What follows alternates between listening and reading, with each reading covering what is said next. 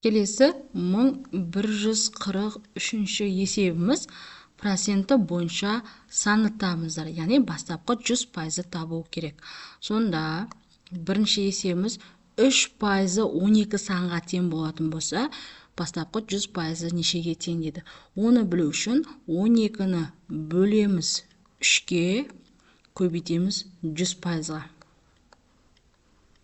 Тең бөлсек 4 болады, 4-ті 100-ге өтетін болсақ 400 санға тең екен.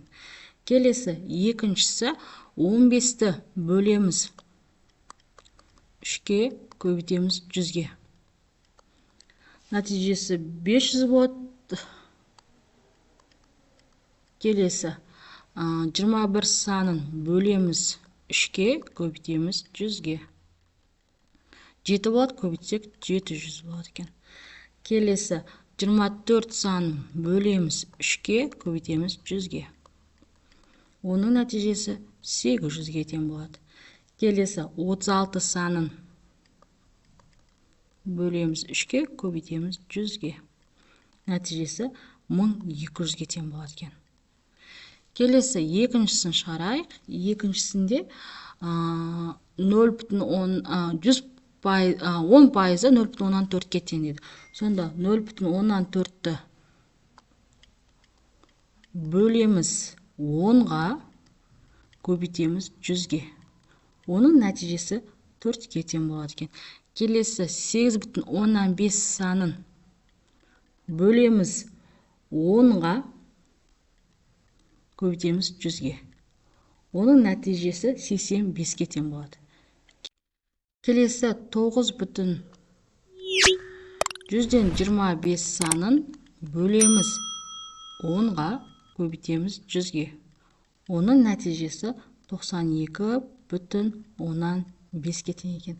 Келесі 12,17 санын бөлеміз 10-ға, көбейтеміз 100-ге. Оның нәтижесі тең болады 127-ге. Келесі 28 санын бөлеміз 10-ға, көбейтеміз 100-ге. Оның нәтижесі тең болады 280 санына. Яғни бастапқы пайызы 280 сан екен, яғни 100%. Келесі үшіншісін шығарайық. 60% 42 санына тең болатын болса, бастапқы 100% табамыз. 42-ні бөлеміз 60-ға, көбейтеміз 100%-ға.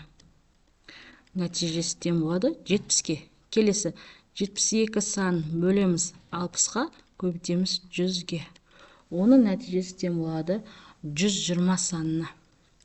Келесі 84 санын бөлеміз 60-ға, көбейтеміз 100-ге. Оның нәтижесі тең болады 140-қа.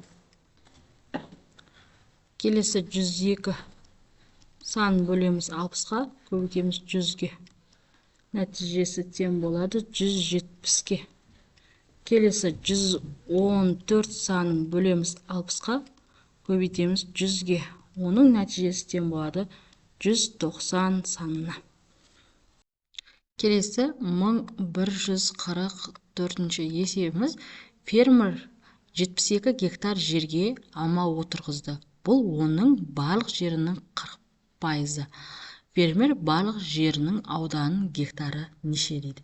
Ол үшін бастапқы 100%-ді білу үшін біз 72 санын бөлеміз 40-қа, көбейтеміз 100-ге.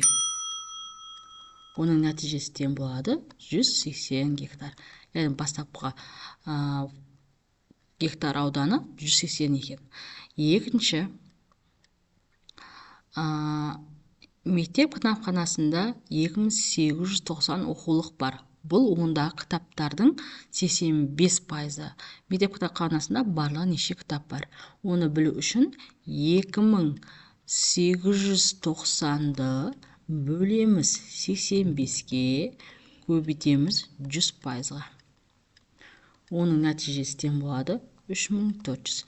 Яғни бастапқыда 3400 бар екен. Келесі үшіншісі, сыныпта 12 қыз бар. Бұл сыныптағы бар оқушылардың 40%. Сыныпта неше оқушы оқиды? Оны білу үшін біз 12 санын бөлеміз 40-қа, көбейтеміз 100%-ға. Оның нәтижесі 30-ға тең екен. Яғни бастапқыдағы 100%-ы 30 оқшайды. Келесі 1145-ші есебіміз шебер 295 бөлшек дайындап, жоспарды 18%-ға артық орындады дейді. Шебер неше бөлшек дайындауды жоспарлаған еді деді. Бастапқыда біз 100% еді. Оған 18% артық орындады. Оның нәтижесінде 118% артыққа орнаған. Енді 118%-ы қанша болатын табу керек? Бұл сонда 295 санын бөлеміз 118-ге, көбейтеміз 100-ге. Оның нәтижесі тең болады 250-ге. Сонда 250 бөлшек болады екен. Келесі 1146-ші есебіміз мұздатқыштың 10%-ға арзандатылғаннан кейін бағасы 72.900 теңге болды. Мұздатқыштың арзандатылғанға дейінгі бағасы неше теңге дейді. Бастапқыда ол 100% болатын. Ол 10%-ға арзандатылды. Яғни 10%-ға арзандатылғандықтан азайтамыз. Ол сонда 90% болады. Енді 72.900-ді бөлеміз 90 санына, көбейтеміз 100-ге. Оның нәтижесі тең болады 810-ді көбейтеміз 100-ге, 81.000 теңге болады. Яғни бастапқы бағасы 81.000 теңге болған екен.